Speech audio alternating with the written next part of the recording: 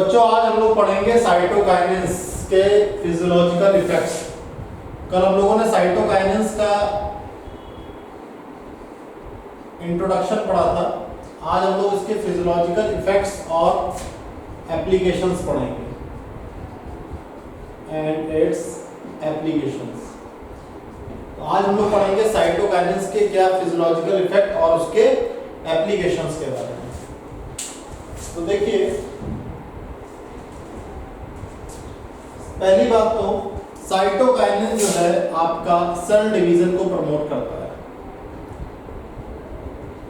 तो फर्स्ट इसका physiological effect है सेल डिवीजन।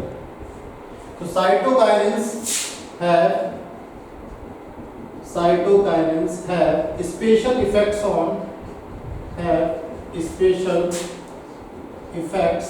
On cytokinesis. और हम सभी जानते हैं कि साइटोकाइनेसिस जो है वो एक सेल डिवीजन की प्रक्रिया है। सेल डिवीजन को हम साइटोकाइनेसिस कहते हैं। तो साइटोकाइनेसिस की वजह से साइटोकाइनेसिस होने की संभावनाएं बढ़ जाती हैं। ठीक। दूसरा है ओवरकम एपिकल डोमिनेंस।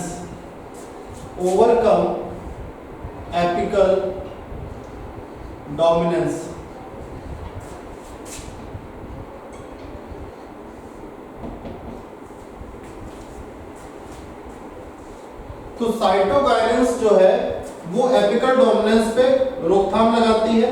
कैसे लगाती है? साइटोकाइनेंस लेटरल बड्स की ग्रोथ को प्रमोट करती है। Promotes the growth of lateral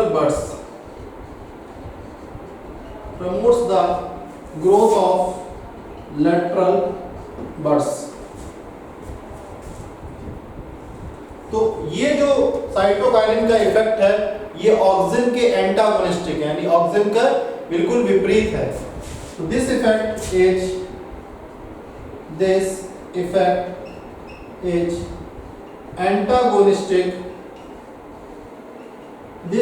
is antagonistic to auxin. Auxin के इफेक्ट के एंटागोनिस्टिक है आपका एपिकल डोमिनेंस।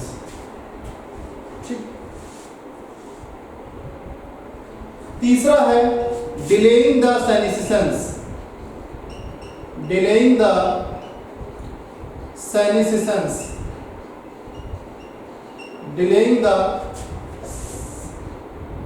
सेनेसिसेंस। तो साइटोकाइनिन क्या करता है? साइटोकाइनेंस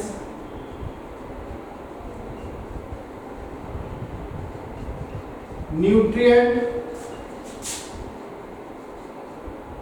मोबिलाइजेशन को प्रमोट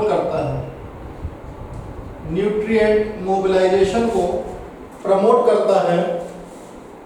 यंग पार्ट्स की तरफ, टूवर्ड्स यंग पार्ट्स।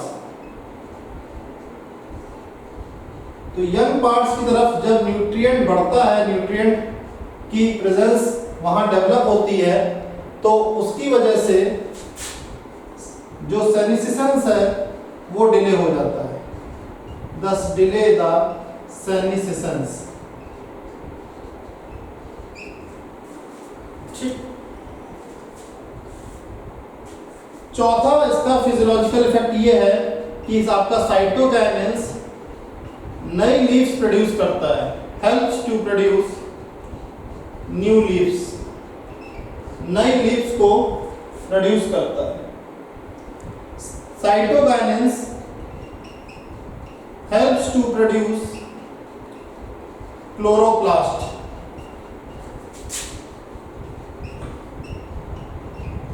लीव्स में क्लोरोप्लास्ट को पैदा करता है।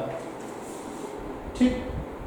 और इसके बाद ये स्टोमेटा की ओपनिंग को इंड्यूस करता है। ओपनिंग ऑफ स्टोमेटा को ओपन करता है। तो ये कुछ फिजियोलॉजिकल इफेक्ट्स हैं। पहला कि साइटोकाइनेंस का स्पेशल इफेक्ट्स है साइटोकाइनेसिस पे, सेल डिवीजन पे। साइटोकाइनेंस आपका लेटरल बड्स को की ग्रोथ को प्रमोट करता है। ये इफेक्ट जो है एंटागोनिस्टिक होता है ऑक्सिन के। साइटोकाइनेंस न्यूट्रिएंट मोबिलाइजेशन को प्रमोट करता है, जो कि यंग पार्ट्स में सेली सिसेंस को डिले करता है। ये नई लीव्स को पैदा करने में सहायक होता है, क्लोरोप्लास्ट को प्रोड्यूस करता है लीव्स में, और स्टोमेटा ओपनिंग में भी इसका बहुत बड़ा रोल होता है। तो ये कुछ साइटोकाइनेंस के फिजियोलॉजिकल इफेक्ट्स थे और उसके एप्लीकेशंस हैं। जो इसमें एप्लीकेशंस के बारे में अगर बात किया जाए तो एप्लीकेशंस में आपका टिश्यू कल्चर एक बहुत बड़ा एप्लीकेशन है, जिसको हम लिख सकते हैं। अगर हम हाई कंसंट्रेशन रखें साइटोकाइनेंस की, हाई कंसंट्रेशन रखें साइटोकाइनेंस की और लो कंसंट्रेशन रखें ऑक्सिन की, लो कंसंट्रेशन रखें ऑक्सिन की, तो शूट डिफरेंशिएशन होने में हेल्प मिलती है। शूट डिफरेंशिएशन किया जा सकता है। अगर हम हाई कंसंट्रेशन रखें ऑक्सिन की और लो कंसंट्रेशन रखें साइटोकाइनिन की,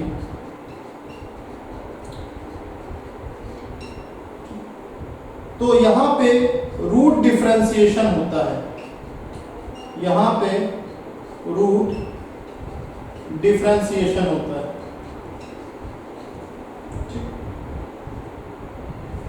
तो इसकी वजह से हमको टिश्यू कल्चर में काफी हेल्प मिलती है। तो इतना नोट डाउन कर सकते हैं।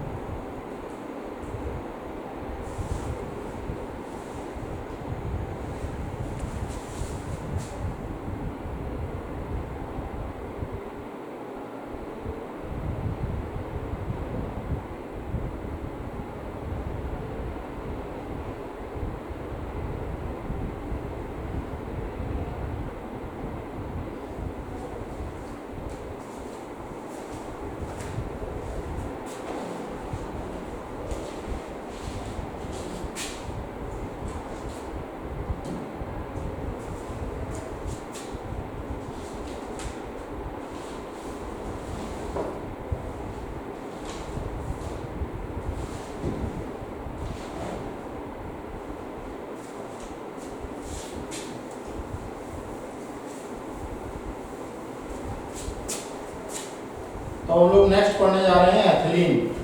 एथिलीन भी एक प्लांट ग्रोथ हार्मोन है जो कि बहुत तेजी से राइपनिंग बढ़ा देता है, राइपनिंग को हेस्टन कर देता है। ठीक, अनराइप बनानास के ऊपर इससे वर्क किया गया था। तो नेक्स्ट हमारा प्लांट ग्रोथ हार्मोन है जिसका नाम है एथिलीन, नोन एज एथिलीन। ठीक, तो एथिलीन के बारे में ये कहा जाता है कि इसकी हिस्ट्री पे अगर हम जाएं, इसकी हिस्ट्री पे हम जाएं तो एच कजन्स आपके थे, वर्कर थे। इन्होंने एक वोलेटाइल सब्सटेंस का रिलीज देखा, confirm the release of volatile substance, confirm the release of volatile substance। volatile substance का इन्होंने रिलीज देखा ripened oranges से, from ripened oranges से इन्होंने एक volatile substance का रिलीज देखा जो कि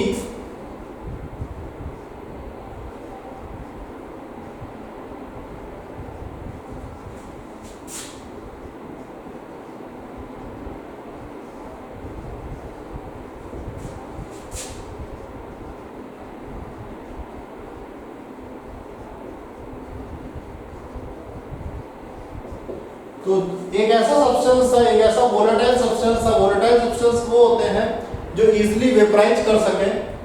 उस सब्सटेंस को इन्होंने राइपेंड ऑरेंजेस यानी पके हुए संतरों से एक्सट्रैक्ट किया और उसके अंदर ये क्षमता थी कि वो जो अनराइपेंड बनानास थे यानी अधपके या कच्चे केले थे उनको सुरक्षित रखा हुआ था, उसको पकाने में उसके अंदर क्षमता थी। तो इस प्रकार का जो सब्सटेंस इन्होंने देखा और ये सब्सटेंस जो है, जो ये वोलेटाइल सब्सटेंस था, इसको आइडेंटिफाई किया गया। The volatile substance was identified. तो वोलेटाइल सब्सटेंस जो था ये आपका आइडेंटिफाई किया गया एज एथिलीन। एथिलीन के रूप में इसको हमने आइडेंटिफाई किया। एथिलीन के रूप में इसको हमने आइडेंटिफाई किया। तो सभी लोग आप एथिलीन का फॉर्मूला जानते हैं। एथिलीन का फॉर्मूला जो है आप सभी लोग जानते हैं और ये एक गैसियस प्लांट ग्रोथ हार्मोन है। गैसियस प्लांट ग्रोथ हार्मोन है एक तरीके से, या प्लांट ग्रोथ रेगुलेटर है। ठीक, तो इसके सिंथेसिस के ऊपर में हम थोड़ी सी फोकस करते हैं कि इसका संश्लेषण कैसे होता है, एथिलीन का सिंथेसिस कैसे होता है। एथिलीन जो है आपका, एथिलीन इज प्रिपेयर्ड फ्रॉम मैथ्योनिन। तो मैथ्योनिन से एथिलीन आपका प्रिपेयर होता है, यानी मैथ्योनिन जो है एथिलीन का प्रीकर्सर है, प्रीकर्सर ऑफ एथिलीन। ठीक, तो मैथ्योनिन जो है वो एथिलीन का प्रीकर्सर है। तो एथिलीन आपका हमेशा वहां से सिंथेसाइज किया जाएगा जहां पे बहुत सारे राइपेंड फ्रूट्स होंगे, यानी राइपनिंग फ्रूट्स होंगे, और जिन टिश्यूज में सेनेसेंस की प्रोसेस से जो टिश्यूज गुजर रहे होंगे, हमेशा एथिलीन आपका वहां से सिंथेसिस किया जाएगा। तो ethylene is synthesized in large amounts. Ethylene is synthesized in large amounts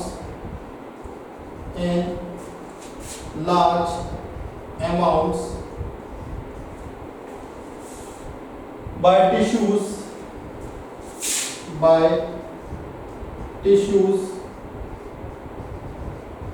undergoing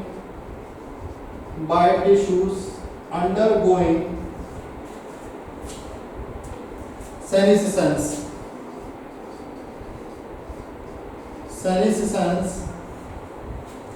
and ripening fruits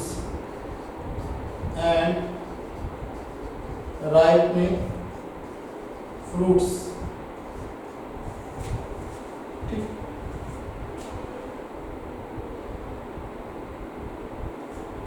तो सोर्स ऑफ एथिलीन के रूप में जो सबसे ज्यादा कंपाउंड यूज किया जाता है, अगर हम बात करें सोर्स ऑफ एथिलीन की हम बात करें बच्चों, तो सोर्स ऑफ एथिलीन में हमारा एक कंपाउंड होता है जिसका नाम है एटीफॉन। एटीफॉन को हम सोर्स ऑफ एथिलीन यूज करते हैं, या दूसरा कंपाउंड है जिसका नाम है सीपा। सीपा जो है आपका एब्रीविएटेड फॉर्म है।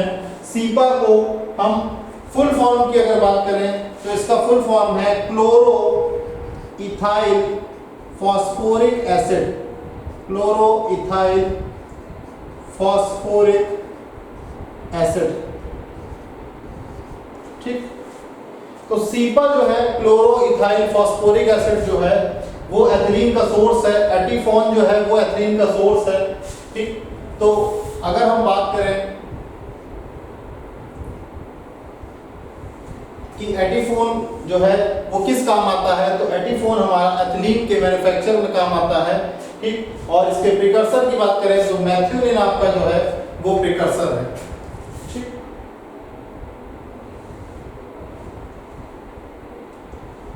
तो इतना आप नोट डाउन कर लीजिए, फिर इसके बाद हम लोग पढ़ते हैं physiological effects of ethylene.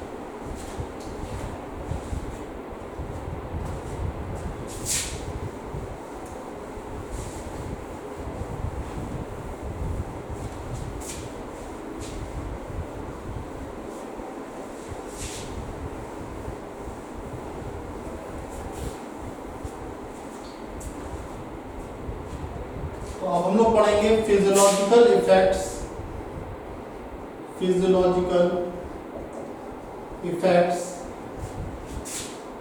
And its application. तो एथिलीन के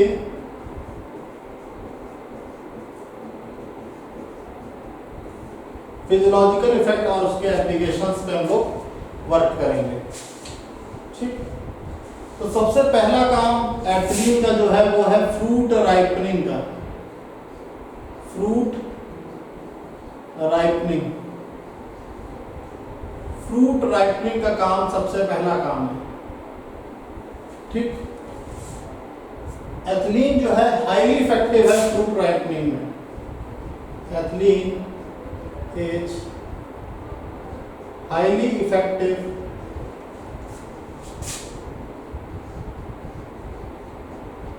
in fruit ripening.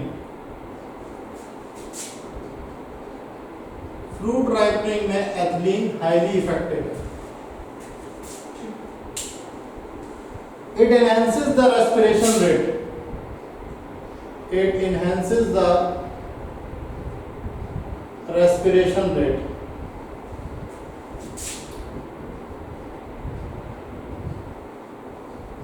It enhances the respiration rate. Respiration rate को enhance कर देता है।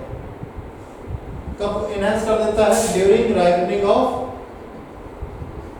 fruits. During ripening of fruits. Fruits की ripening के दौरान जो respiration rate होता है वो काफी ज्यादा बढ़ जाता है। तो इस जो राइज होता है रेट ऑफ रेस्पिरेशन में, rise in rate of respiration, rate of respiration में जो राइज होता है इसको हम कहते हैं रेस्पिरेटरी क्लाइमैक्टिक। इसको हम कहते हैं रेस्पिरेटरी क्लाइमैक्टिक। इसको हम रेस्पिरेटरी क्लाइमैक्टिक के नाम से जानते हैं।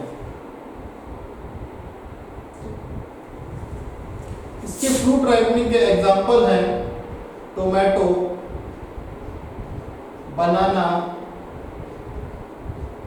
मैंगो और citrus fruits. Citrus fruits.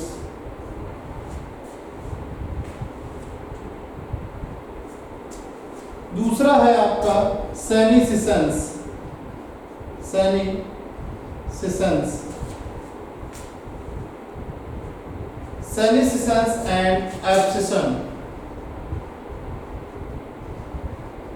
Ethylene जो है आपका सेनीसिसेंस को प्रमोट करता है, प्रमोट्स सेनीसिसेंस, यानी ये आपका राइपनिंग को बढ़ाता है तो सेनीसिसेंस को प्रमोट करेगा।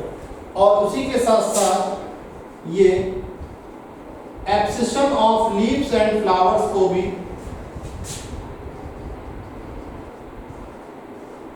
प्रमोट करता है, यानी फूल और पत्ती एथिलीन के प्रभाव में जल्दी झड़ जाती हैं। ठीक, तीसरा है हमारा बहुत इंपॉर्टेंट पॉइंट है जिसको हम बोलते हैं ट्रिपल रिस्पॉन्स। इसको हम कहते हैं ट्रिपल रिस्पॉन्स।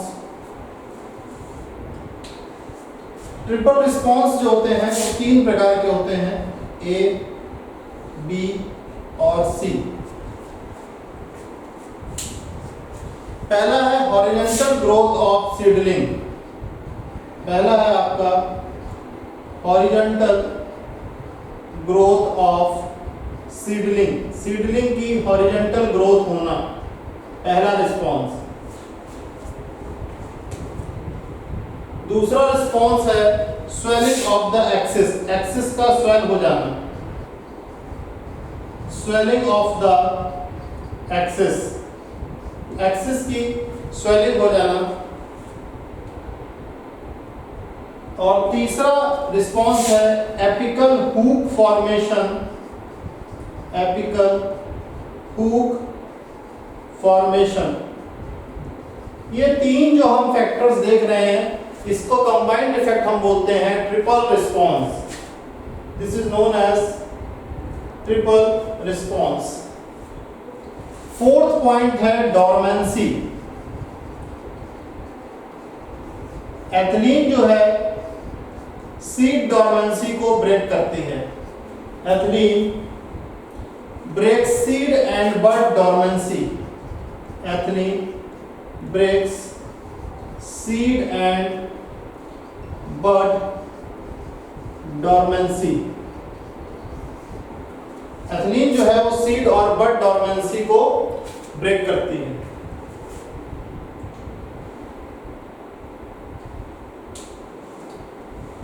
और इसी के साथ साथ एथिलीन जर्मिनेशन को भी इनिशिएट करती है पीनट्स में। Ethylene initiates germination in peanuts, so these are the four important physiological effect। ये चार physiological important physiological effect है। पहला है फ्रूट राइपनिंग, जिसमें हमने बताया कि एथिलीन जो है वो हाईली इफेक्टिव है फ्रूट राइपनिंग में। ये रेस्पिरेशन रेट को इंक्रीज कर देती है और जब राइपनिंग हो रही होती है फ्रूट्स की, और इस rise in rate of respiration को हम कहते हैं रेस्पिरेटरी क्लाइमैक्टिक। एग्जांपल है टोमेटो, बनाना और मैंगो। सेनेसेंस और एब्सिशन को प्रमोट करती है। ट्रिपल रिस्पॉन्स यानी horizontal growth of seedling, swelling of the axis और एपिकल हुक फॉर्मेशन, ये तीन कंबाइंड रिस्पॉन्स देखने को मिलते हैं जिसको हम ट्रिपल रिस्पॉन्स के नाम से जानते हैं। Ethylene breaks seed and bud dormancy. Ethylene seed और बड डोरमेंसी को ब्रेक करती है। एथिलीन जर्मिनेशन को इनिशिएट करती है। So these are the four physiological effects, very important physiological effects। So इसी के साथ हमारा एथिलीन खत्म होता है और आज की क्लास हमारी ओवर होती है। कल हम लोग पढ़ेंगे एब्सिसिक एसिड, फोटोपीरियोडिज्म और वैनिलाइजेशन। Thank you class.